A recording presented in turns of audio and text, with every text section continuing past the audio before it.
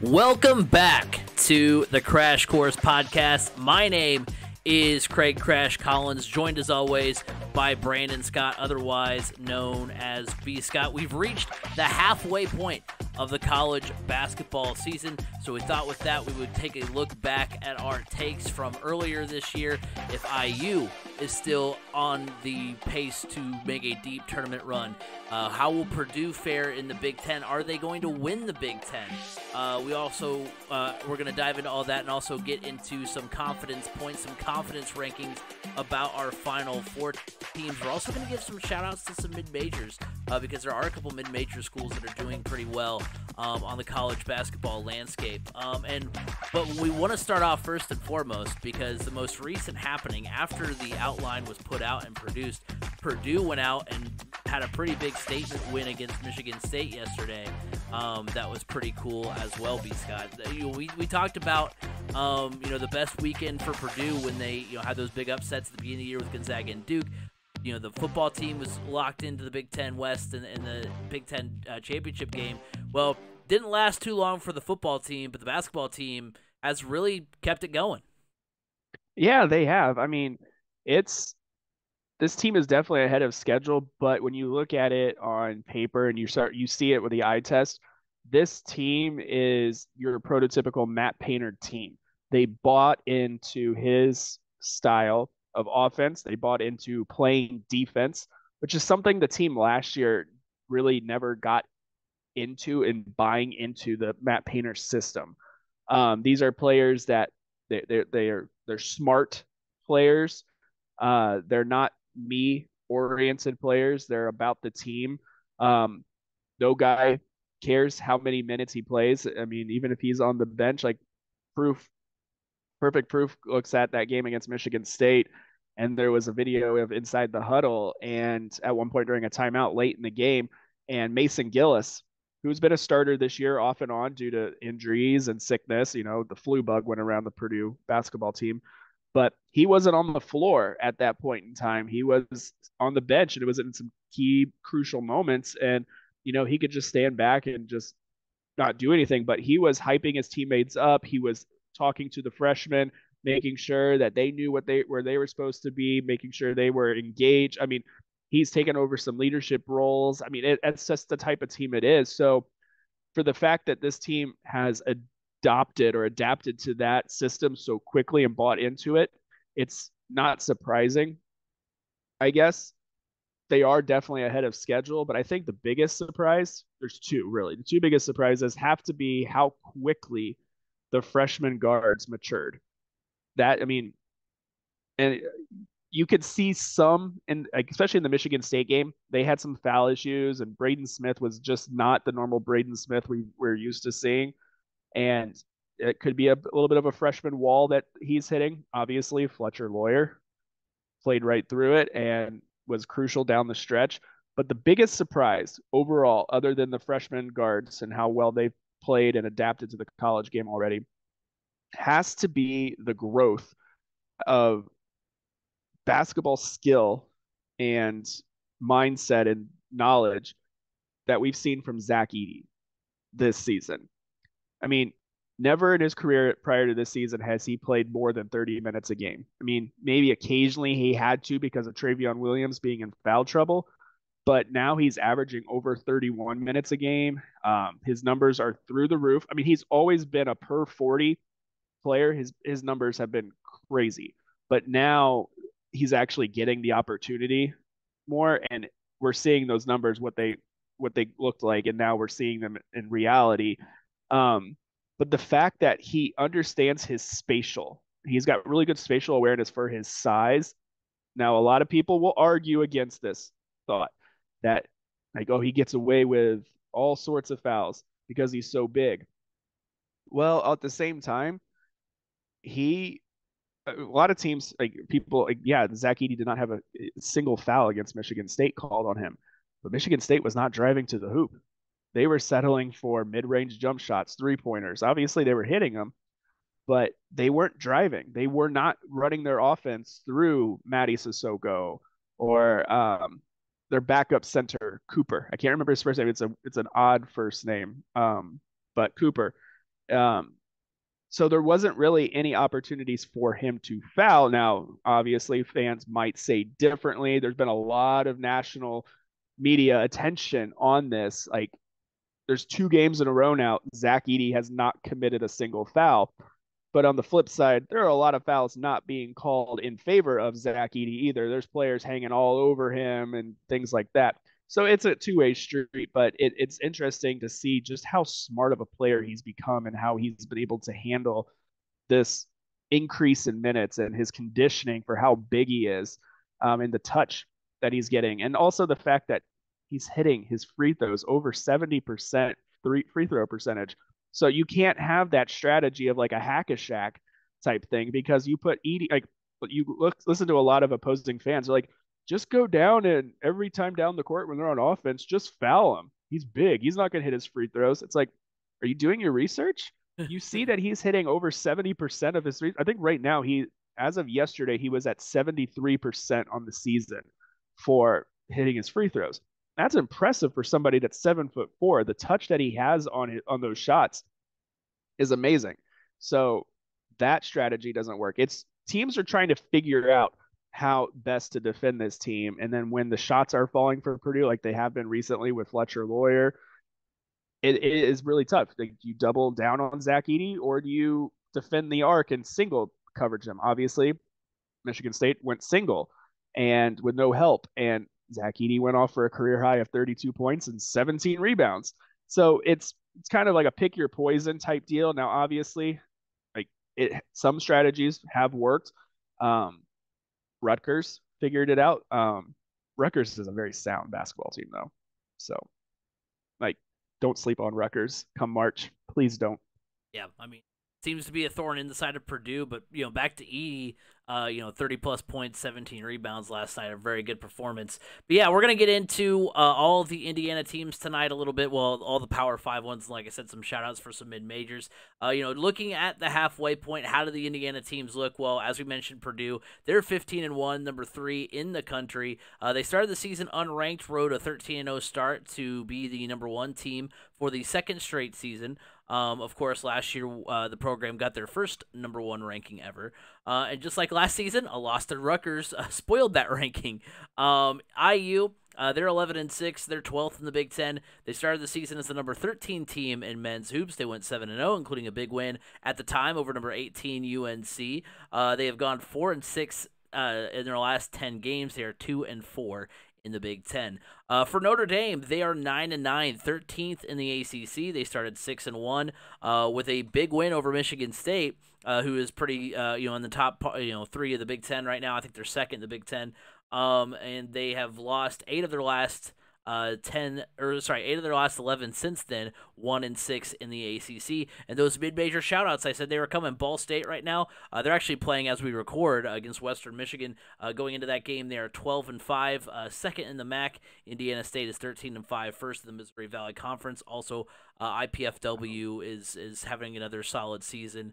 Could it be Indiana? The state of Indiana gets more than just 1 or 2 teams into the tournament this year. I think it's possible. I mean, I'll believe it when I see it with Ball State, not because I think they're not because I don't think they're capable of it this year. Because they actually, they had a big win over Akron a couple of weeks ago. They've been playing well, but I know heck, there were some good teams when we were there that then got to the MAC tournament and couldn't get it done. So the MAC tournament has still been kind of hard for the Cardinals to navigate. But heck, we could still see in a state there. We could still, IPFW had a season kind of like they're having now, and actually made a pretty deep run in the Horizon League tournament. So it is. I think it's possible for that to potentially happen. So yeah, I'm hoping. I'm rooting for it. I hope we can see Indiana get at least 3 or 4 teams in. Yeah, why does it seem like the NCAA tournament seems better from the state of Indiana? Like when Indiana State gets in, or when Butler gets in. I don't know why. Like when Indiana State gets in, it's just like you kind of like, yeah. Well, I guess both programs Butler, have that nostalgia effect. With when Butler gets in, you think like, oh man, I remember the upset they had over Florida, or the big run they had in 2010. going to the championship game against Duke. For Indiana State, 2011. Yeah, Indiana State kind of has the nostalgia too in a different way, just because that's where Larry Bird went, and could you see that team go far in the tournament? I think it was the very first national championship televised, very first men's basketball championship televised on national TV. Was Larry Bird versus Magic well. Johnson, Indiana State, Michigan State. Magic, so, yeah. So yeah, and I think just overall, from the state perspective, you have more of a rooting interest just because you're like, okay, we have, look at all these teams from one state that are getting in, kind of because we take so much pride in like this is a basketball state, this is basketball grows here, what all that motto, and so when that actually comes to fruition, and we've got multiple teams, as a state in the tournament, that just makes it a little extra special. So something we don't do often enough here on the podcast is take a look back at our hot or cold takes. We sit here, we leave you hanging, and that's our bad. We're on season 6, and what we do is we say our hot or cold takes, and then we don't often enough come back and really examine what those takes were and kind of retool them. So that's what we're going to do in this next segment. We're going to do that with our college basketball preseason takes. And we'll take a look back at those hot or cold questions and then give, based on that, a new hot or cold question and answer that. So a little bit of a different spin on hot or cold. So starting with the IU Hoosiers, our preseason take was that IU's ceiling this season involves a Sweet 16 appearance. We both said it was a hot take. And after a hot start and the win over UNC, things look to be on track. UNC is now unranked, so that win isn't as impressive. They lost their other marquee out-of-conference games to Arizona and Kansas, both which remain in the top 10. So, you have 3 teams at the beginning of the year, like, oh, if you can win 1, 2, or 3 of those games, or all 3 of those games, you're in pretty good shape. Well, you lost the 2 teams that have actually held up as being some of the top teams in the country. Race Thompson did get hurt earlier this month. He's eyeing a return in February. Xavier Johnson has been out since December. They are 2-4 in the Big Ten. They did beat Wisconsin by 18 on Saturday. But the stats are kind of wonky on this one, because you see 11-6, 2-4 in the Big Ten. You think, oh, this IU team, must just not be very good statistically. Well, they're second in the conference in points per game with 79. They're first in field goal percentage, shooting 50%. They're third in three-point percentage, shooting 37% as far as the conference goes. Second in assists with 17 per game. Second in blocks. So they've got a lot of good things going for them. So the new hot or cold take is, hot or cold, IU is a Sweet 16 caliber team. So it's basically just asking the same question, because but now it's kind of got a different edge and connotation on it. For me, I'm gonna say it's hot or more lukewarm than anything else. The statistics and a closer look at their losses indicate that this might be more of a rough patch than it is the team not meeting expectations. When you the Race Thompson injury is relatively recent, as in it's happened within the month. But they've been without Xavier Johnson since earlier in December, and they've still been putting up these great statistics. Like I said, second, top 3 in a lot of different categories in the Big Ten. They are at the top of the conference in a lot of traditional stats. Like I said, they did lose to Iowa by 2. That was the game they lost to Race Thompson. Race Thompson in. They also lost to Northwestern by 1. So some of those losses are really close losses. They could have gone either way. And they continue to luck out with hyphenated names as far as who their stars are going to be. Freshman Jalen Hood Schifino has been or Schifino or Scafino. I'm gonna get roasted either way, probably, by how I'm pronouncing that. I'm pretty sure it's Schifino. He's been a nice compliment to Trace Jackson Davis. 13 points per game, 5 assists, 44% from 3. Davis is averaging 17 points per game, 10 rebounds, 3 blocks per game. Davis is in the top 5 of the Big Ten in blocks and rebounds. So they've got a lot going for them statistically. They've had some players step up, even in the absence of some of the other players we thought would be key contributors. But the reason this take is lukewarm, and why I have them as a Sweet 16, or why I had them as a Sweet 16. Yeah, I'll start over.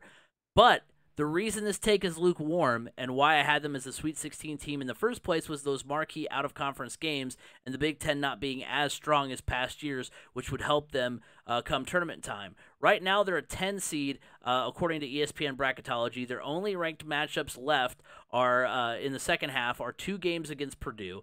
If they can go on a run in the second half of the season and knock off Purdue a time or two, then I think they're going to be in pretty good shape, because I think it's all about getting back into a higher seed. And obviously, higher seeds are better for you, but also, like, you've struggled against some of the cream of the crop in the country and in the conference.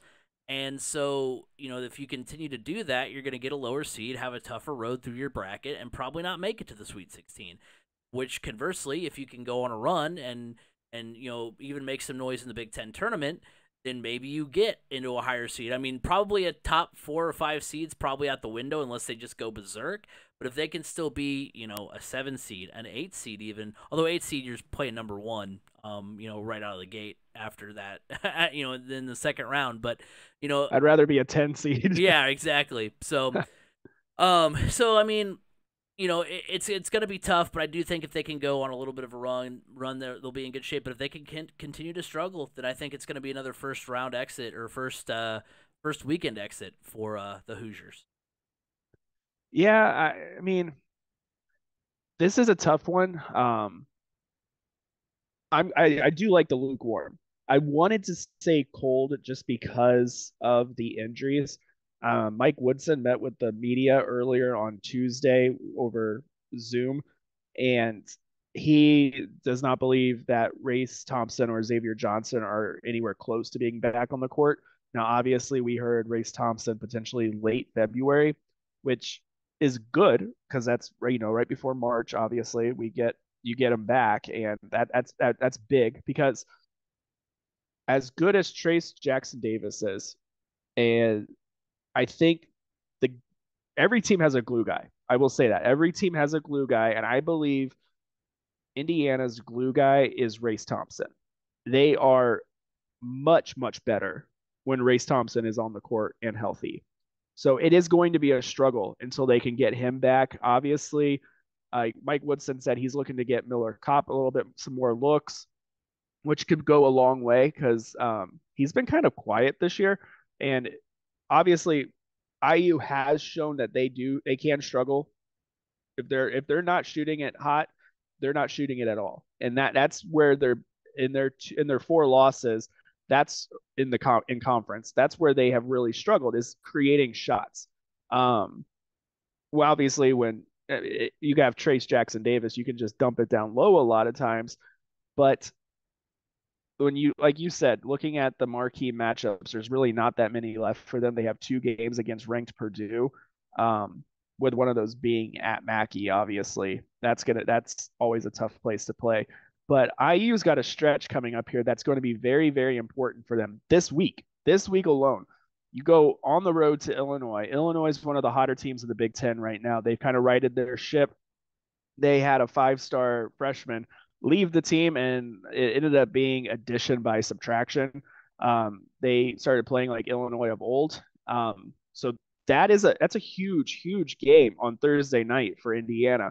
If Indiana can go into Champaign, into Assembly Hall in Champaign, and knock off the Illini, that puts them right back into the thick of moving up in the bracket. Obviously, it's going to be a long climb back up to try to contend for a Big Ten championship at this point, considering Purdue with just 1 loss. But then on Sunday, the Hoosiers host Michigan State. Michigan State, yes, has dropped 2 in a row now. Malik Hall is out injured for them for the foreseeable future as well. So this is a prime for the taking for the Hoosiers if they really want to start riding that ship. This is their springboard right here, coming off of that win against Wisconsin. If they can pull off the win in Illinois against Illinois, and then on Sunday against Michigan State, that really can generate that run for them to keep this thing alive, to really kind of start propelling them and waiting for Xavier Johnson and Race Thompson to get back fully healthy. That can really help them bolster their seeding. I think if IU can go on a run, there's no reason they can't be that 6-7 seed area, maybe as high. I think their ceiling might be 5 because right now, I mean, your two marquee wins, technically, I mean, yeah, if you want to look at like North Carolina just from historical perspective, yes, but North Carolina is not playing up to the They need to get hype They that need to was have surrounding them. UNC get on a run of their own to make that Yeah, win they look do. better. I mean, same thing like with Purdue and Duke. Like Purdue Right. needs Duke to get on a roll again. But your two marquee wins to this point are Wisconsin and Xavier. They went to Xavier and they won that game by 2 points. Xavier's right up there, top 15 team. So they need to continue. I hope those teams like Wisconsin can right the ship a little bit. Wisconsin was missing one of their key players against Indiana. That's not an excuse, obviously, because that was a beatdown that the Hoosiers put on the Badgers. So it was a good sign, especially considering IU had dropped 3 straight, with one of those being an absolute heartbreaker against Iowa. I turned off the Iowa IU game because IU was just running away with it. I was like, I need to get to bed. I got busy day tomorrow. I don't need to watch this.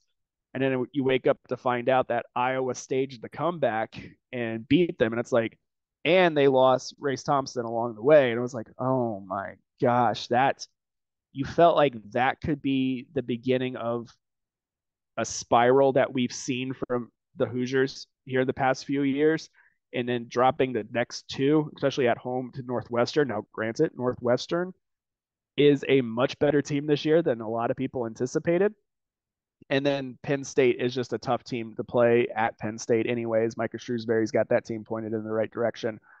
But to see them kind of right that ship against Wisconsin, because that Wisconsin game I feel like stopped any potential spiral. And now, if you can build some momentum this week with Illinois and Michigan State, you can get yourself back into a position to have an easier first weekend in the NCAA tournament. Now, obviously, all that goes out the window if you may also make a run in the Big Ten tournament and end up winning the thing. Obviously, that we've seen that the committee doesn't hold as much higher standards on conference tournaments. I mean, they do a little bit if you are on the bubble, but IU's not on the bubble by any stretch of the imagination. They're going to be a tournament team, but it just depends what kind of seed. And this week could go a long way to help them boost their seeding come March. Well, one team that had a good start to their week was the Purdue Boilermakers. We mentioned a little bit earlier when they were able to beat Michigan State. Our preseason take for the Boilermakers was Purdue will finish in the bottom half of the Big Ten this season. This is, of course, we thought lost a lot of talent. Who knows what will happen? The Big Ten we thought was going to be a little bit better this year. Or no, sorry, we thought the Big Ten was not going to be as good. That's why we said it was a cold take. That's why. So we both said cold take there. We were both right, but I don't think. Well, I think you realized potentially how right we were going to be. I definitely didn't know how right we were going to be. Big wins over number 6 Gonzaga and number 8 Duke. Of course, like I said, Duke's fallen to number 24 now. But at the time, big wins there. Zach Edey has been a monster. We talked about his big game against Michigan State. Second in the Big Ten in points per game with 21. He's first in rebounds with 13 Who's per game. First? In the Big Ten in points per game? Who is first? That's interesting because you would think like Zach Edey's won Big Ten Player of the Week 4 times. Yeah. And obviously, if they didn't make the decision prior to Monday's game, probably 5 times. But because Monday counts as a new week, even though it's a holiday. Are you able to look that up while I finish up on this? Yeah, because I'm curious now too. Because I know I saw it obviously because I was looking it up, but I can't remember now. But yeah, all those great statistics going his way. Top 5 in the Purdue's top 5 in the Big Ten in points per game, field goal percentage, assists. Third in free throw percentage with 76%, first in rebounds with 41 per game. So, just at the top of a lot of statistical categories. So, hot or cold, Purdue will win the Big Ten this season. I'm going to say a hot take. I think Purdue does win the Big Ten this season. Now, whether that is, I don't know if we want to qualify that by win the Big Ten tournament or if we want to qualify that by win the Big Ten in general. All right, so I got to give you an update. Okay. Zach Edey is now officially the leading scorer in the Big Ten with 21.9 points per game. Second place is Chris Murray of Iowa with 21.2. And then falling off in third is Hunter Dickinson from Michigan with 17.8. So I it's kind of a back and forth between him and Chris Murray. Gotcha. Yeah, I was gonna say the last because that was those stats were before last night, and I knew it had to be like decimal points because both have been really good this year. Um, but yeah, so hot take: Purdue will win the Big Ten this season. I think it's hot. Whether or not you want to say, well, yeah, it's because they won the Big Ten tournament, or whether you think they're going to be the number one seed in that Big Ten tournament. Regardless, one way or the other, I think they win the Big Ten in some capacity. They are 2-1 against teams in the top half of the Big Ten this season. Their second half, though, is really tough. They thankfully have no more games against Rutgers. That's the second team in the Big Ten.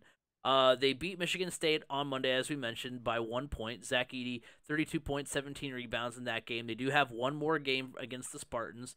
They do have games against Iowa, Northwestern, and Penn State left, all in the top 7 of the conference.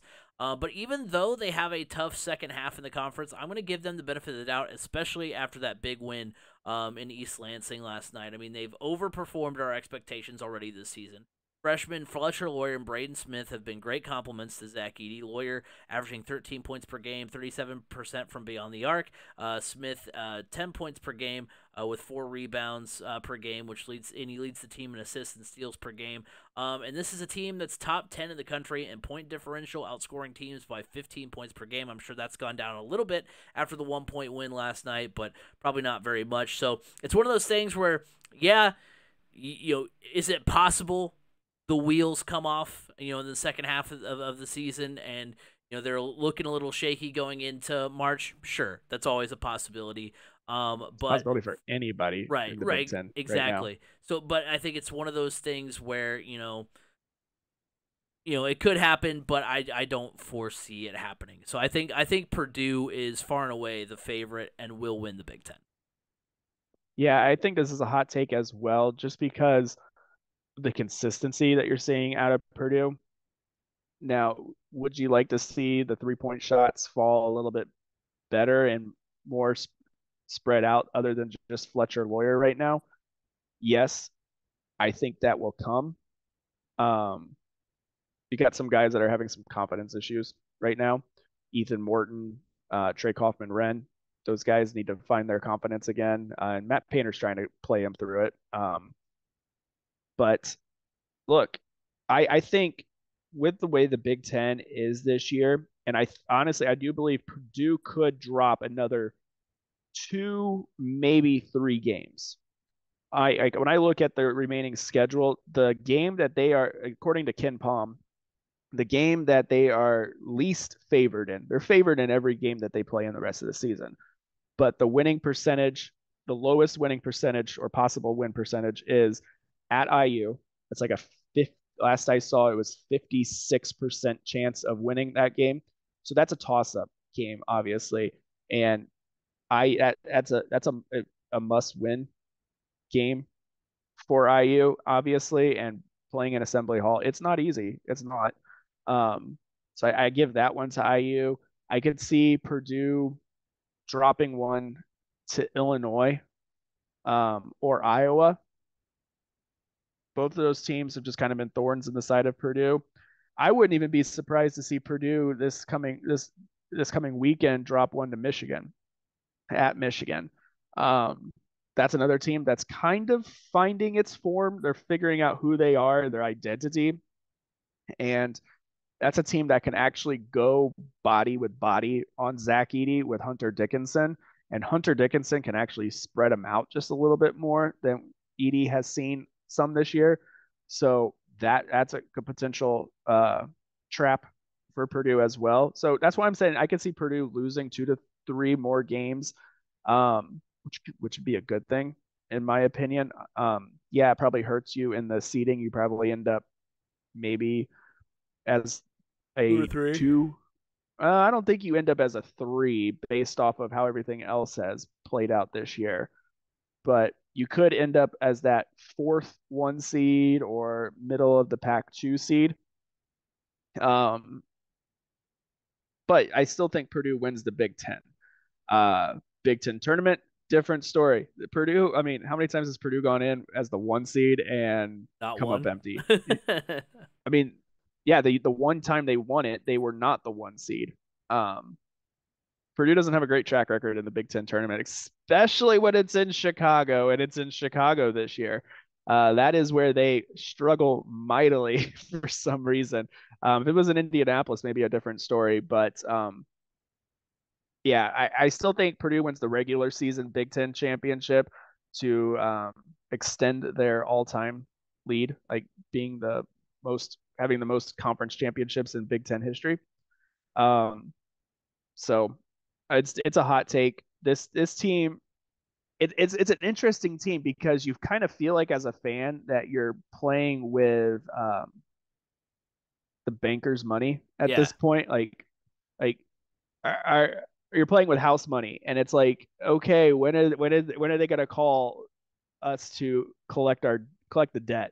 You don't know because this team is ahead of schedule. This was not supposed to happen this year. This was supposed to be a team that was figuring it out slowly, rebuilding, not rebuilding, retooling, kind of, figuring out who they are, getting freshmen oriented to the Big Ten play. I mean, college level play as well. It's just you didn't know what to expect, and this was like totally unexpected. Nobody thought that this team would have a longer run at number one in the country than last year's team.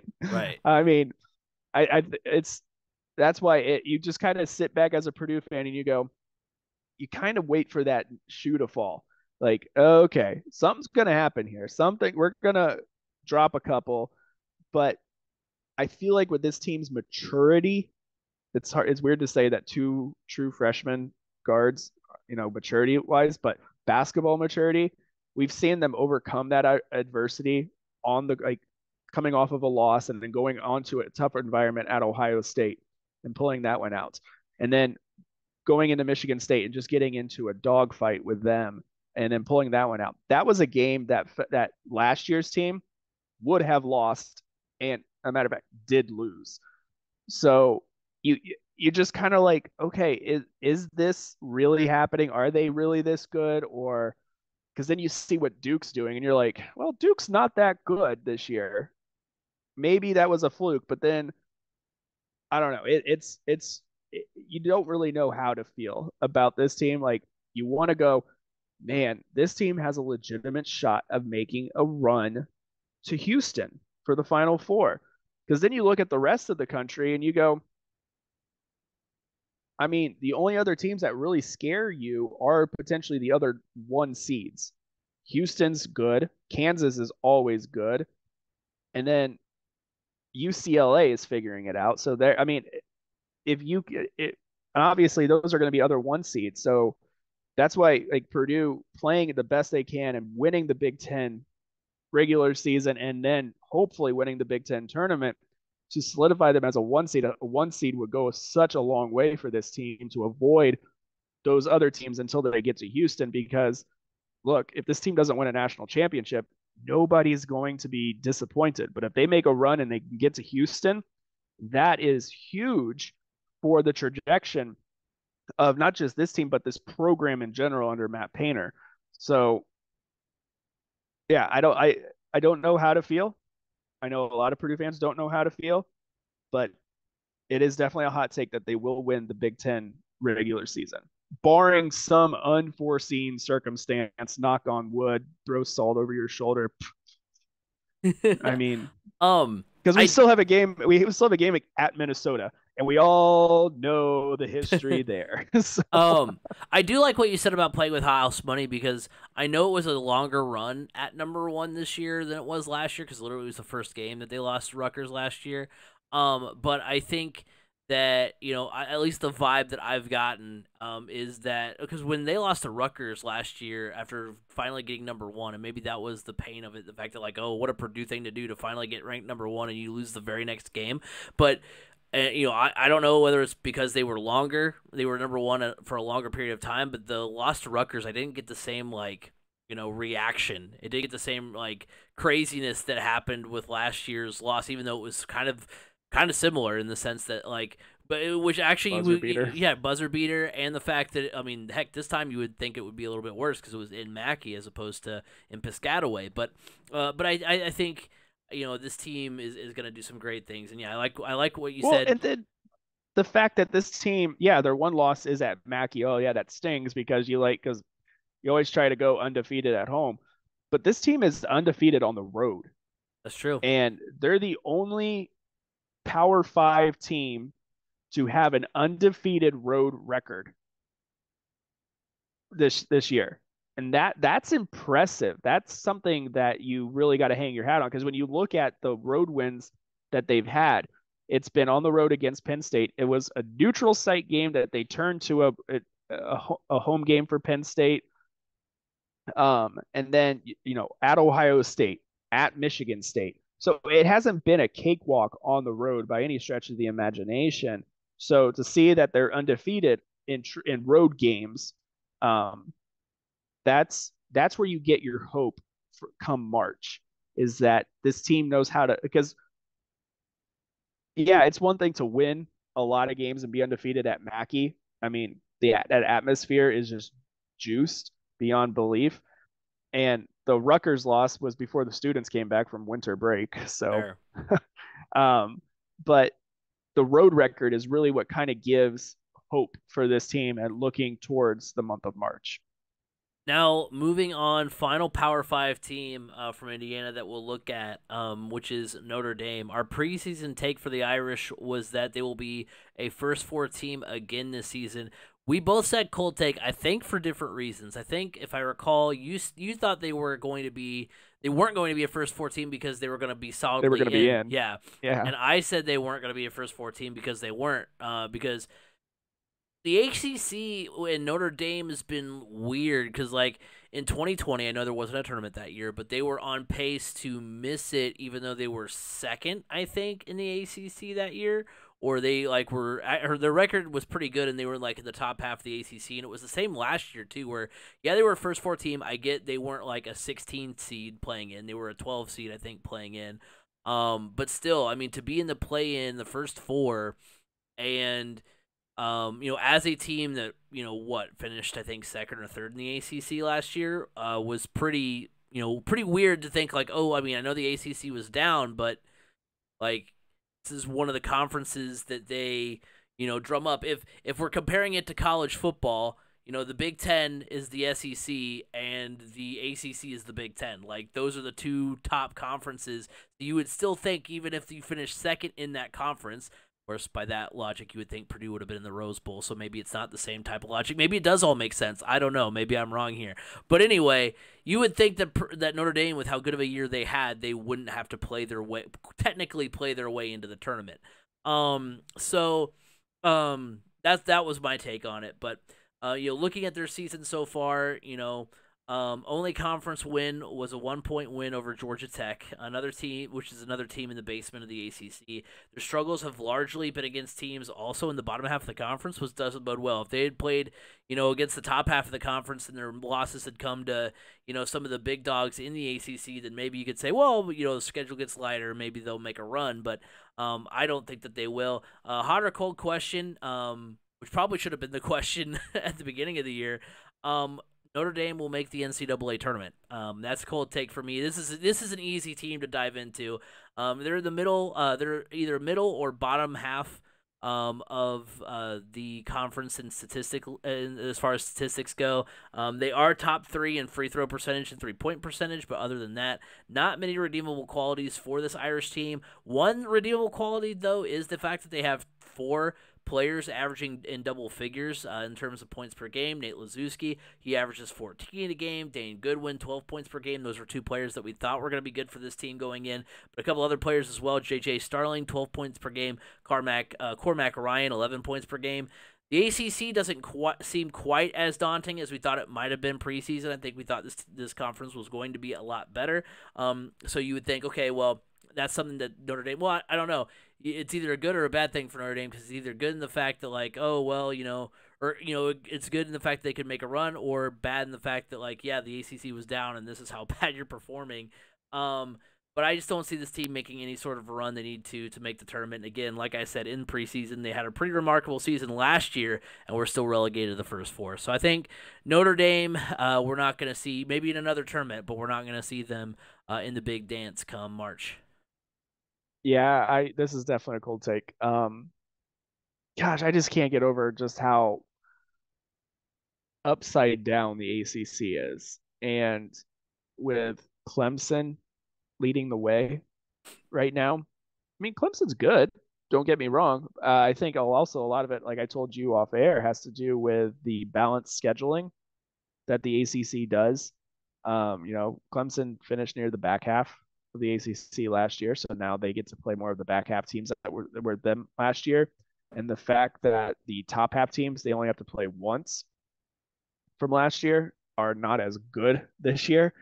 It's benefiting them. Not I don't want to take anything away from Clemson because they're winning the games that are on their schedule. They beat Duke, they beat Virginia Tech. Those are still not easy wins. I mean, Duke is still at least when Clemson beat them a top 25 team. But it's just shocking, I guess. I mean, I don't want to get too much into Notre Dame because it's just like they're cold take, but it's more of a look in general at the ACC, and it might be a good thing to be honest, because we have seen changing of the guards at coaching, as of coaches at these top tier blue blood programs in North Carolina and Duke, and for so long we were so used to Coach K and Coach Williams just dominating and owning that conference and the country for the most part. And to now see it kind of get shifted around, I think it's a good thing for college basketball almost. We might be almost seeing a little bit of a changing of the guard as far as, who the top tier programs are right now. We're seeing Kentucky fall off, Duke kind of fall off, North Carolina, the bottom's falling out there. So when you look, I mean, obviously Kansas is still up there with Bill Self. Bill Self, I never sleep on Bill Self. I read an article, never underestimate him. He's always going to be there. So, Kansas obviously. So you're seeing a minor changing of the guard, but Houston, Texas, kind of flippy floppy up there around with the turmoil from Chris Beard, but Tennessee a little bit up there. Arizona's back up there. It might be. I think we are kind of starting to see the tides change just a little bit in college basketball, and that happens every so often. To be honest, where the big names shift a little bit. Duke hasn't been good forever, even though it feels like it. North Carolina hasn't been good forever, even though it felt like it. I mean, in the 90s, Arizona was one of the top dogs. And now they're working their way back and then they fall off, here and there. But to see teams that are not normally up there, up in the top, is I think it's a good thing for college basketball. And it's definitely going to make for a very interesting March. It's going to be interesting to see how many teams from the ACC ultimately do get in.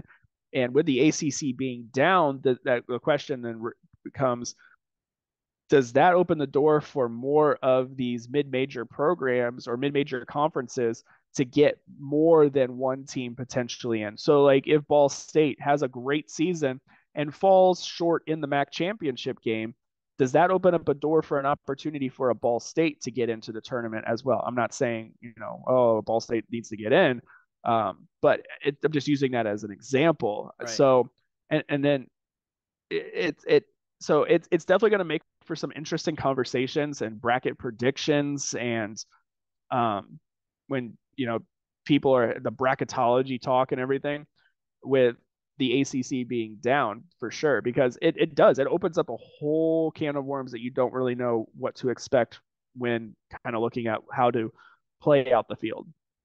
I don't know if that makes sense at all. Yeah, I think it does. We've talked a lot about the NCAA tournament today, and we're going to talk about our final four picks. That'll be kind of how we wrap everything up. But before we do that, let's go ahead and talk about our friends of the show. The Crash Course podcast is brought to you by Anchor. Looking to start a podcast but don't know where to start? Look no further than Anchor.fm. Anchor allows you to record and edit your podcast right from your computer or mobile device, and will distribute it to other sites such as Apple Podcasts, Google Podcasts, and Spotify. On a budget, not only is Anchor completely free of charge, but will allow you to make money from your podcast with no minimum listenership. Download the free Anchor app or go to Anchor.fm to get started. Anchor, it's everything you need to make a podcast in one place. Also, the Crash Course podcast is brought to you by Eat Lunch and Board Game, heard weekly on Apple Podcasts, Google Podcasts, Spotify, and wherever podcasts can be heard. Board games build bridges.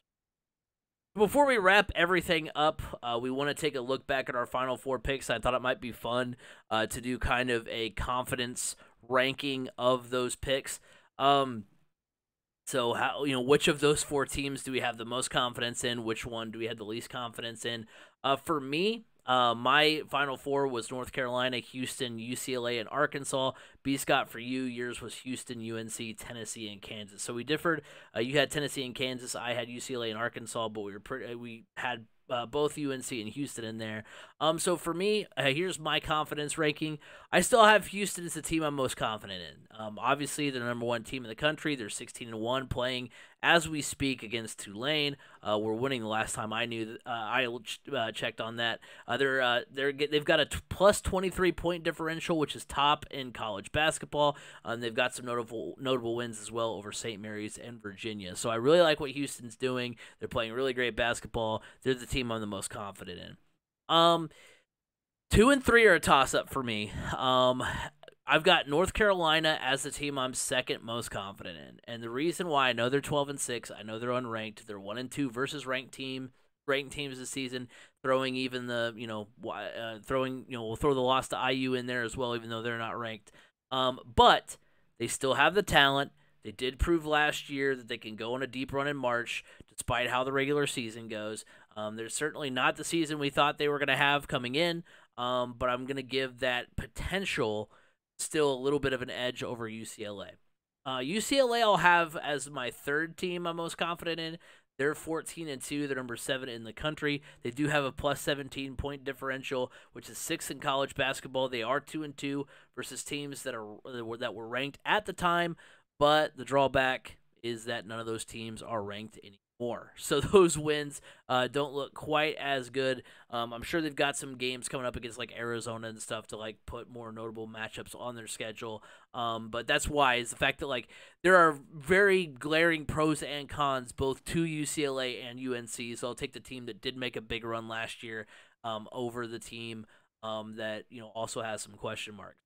And then finally, Arkansas is is at the bottom as far as teams I'm most confident in. They're 12-3, number 15 in the country. They're 2-2 versus ranked teams this season with wins over San Diego State and Missouri, but they're currently on a 3-game losing streak, including losses to Alabama and Auburn. They've lost 4 of their last 5. So Arkansas doesn't look as like such a strong pick, but Houston definitely still at the top of my list. Quick question: what happened in that Arkansas Vanderbilt game where Jerry Stackhouse threw a clipboard? I don't know. I didn't see that. It was interesting. Yeah, it was at Vandy. Those types of games shouldn't be close for Arkansas, to be honest. And I think frustration's kind of boiled over. So my preseason picks were Houston, North Carolina, Tennessee, and Kansas.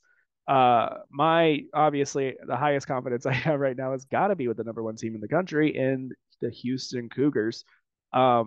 Look, Kelvin Sampson's got this team playing hot.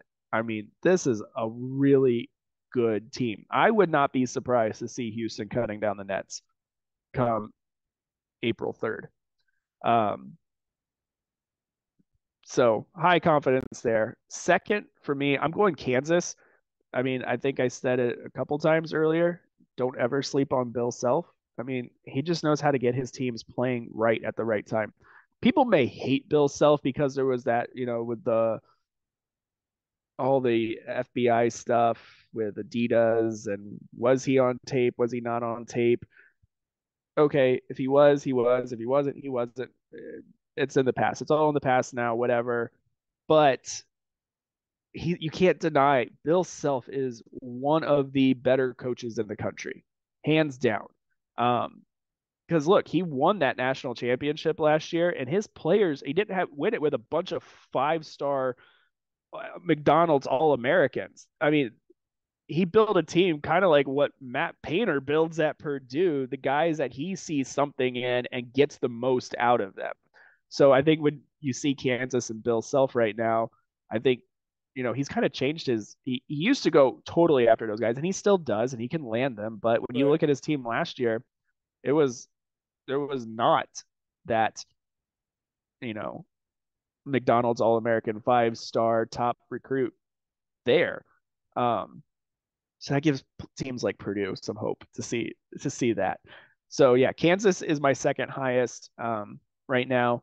UCLA is my third. Like you said, in the games that they played when they against ranked opponents, they're 2-2, and they're just 2 wins. They're not ranked anymore, You didn't so have UCLA it's going to as be a Final tough. Four team. Oh, I saw my U. Never mind. It's late. It's been a very long day. So Tennessee is actually my third highest. For them right now, they are sitting around a top 10, top 15 team in the country. You can never really count them out. They don't really step up to the plate though come March. They're always one of those teams that they'll make that run to the second weekend potentially and then fall flat. And I mean, so they that's did it why last year. I thought I had them going far in the tournament, and they lost to Michigan early on in the tournament. So, yeah, I mean, 2019, Purdue took them out when that Tennessee team probably a Tennessee game against Virginia would have been a great game. I mean, Purdue versus Virginia was a great game, but still. So I don't have great confidence in them come March. That's why they're third. And the only reason they would be last for me, but North Carolina. I don't even know at this point if North Carolina is going to make the tournament. To be honest. I mean, they're going to have to really turn things on. They're going to have to make a deep run in the ACC tournament. I don't know. For me, it's going to be a very tough for them to get into March. And if they do get into March, which they could, it's not even February yet. So things could change. I don't think they're going to be a very high seed, which is going to hurt them. So I don't have really any faith in North Carolina to make a run to the Final Four. Yeah. It's hard to imagine with all the hype that the Tar Heels had before the season, they might not make it, but definitely more of a possibility than it is preseason number 1. Right, yeah, exactly. It's hard to pick against them. They're coming off of a national runner-up, preseason number 1, and you're like, oh yeah, this is a good team. And you're like, did somebody forget to tell them the season started? Right. I mean, it's like, oh man. So, yeah. But I mean, Houston, when that bracket comes out, you might as well put them in Sharpie. I feel like Houston's going to be playing at home in Houston. Yeah. Well, I'm glad you said it. Come not that me, first weekend of April. It'll be the crash kits of death if I say it. So I'm glad that you said it. But yeah, I mean, I am in agreement with what you're saying about Houston. They are a very impressive team to watch this year. But that will do it for this week's edition of the Crash Course Podcast. Thank you guys all for tuning in. Remember, you can follow us on Twitter at 3C Media Sports, like us on Facebook, 3C Media. Go check out the YouTube page. We're getting a lot of good feedback on our video we put out this past Saturday about the Colts dream combo at head coach and quarterback. So make sure you check by the way, that dream combo is dead. Harbaugh is going back to Michigan. Right. But CJ Stroud officially declared, so that's good. We're excited about that. Also, go over to the TikTok page as well. That's popping off as always. Remember, you can listen to us every week on Apple Podcasts, Google Podcasts, and Spotify. And so, yeah, wherever podcasts can be heard, you can hear the Crash Course Podcast. You can follow me at Crash Course FM on Twitter. B. Scott, where can they find you? You can find me on Twitter at Brandon_Scott87. We'll be back to talking NFL next week. We're going to be talking about the conference championship game. Keep you ready as the playoffs get all that much more interesting. But until then, have a good one, everybody.